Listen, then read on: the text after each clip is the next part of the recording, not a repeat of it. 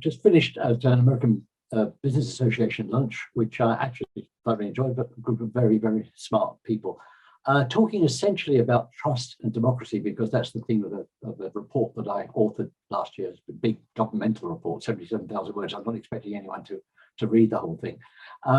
But that naturally led us into a series of other discussions about conflict, about threats, and what I described as the new four horsemen of the apocalypse, and the inevitability, in my judgment, that climate change and climate increases in problems related to climate will result, initially, the canary in the cage will be the refugee crisis.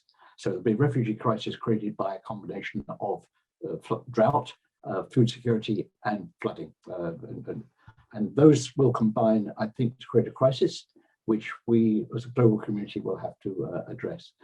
And I suggested that the most immediate area of debate, discussion, and maybe resolution will be the fact that the third world, what we used to call the third world, the impoverished world, will, I think, hold the first world to hostage, in a sense, at the upcoming COP26. And I think they quite reasonably, they will refuse to even engage with or sign off on new climate-related targets until they're fully vaccinated, until they can be absolutely sure, until there's a clear pathway to vaccinating the whole world.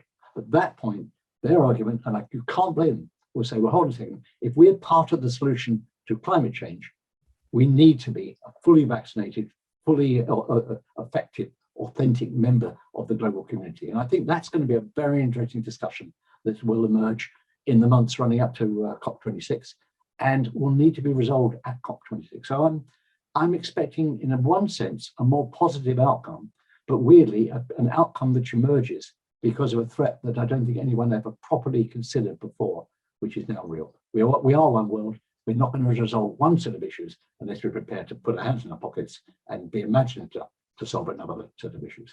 And that, I thought, was the theme that emerged from the discussion.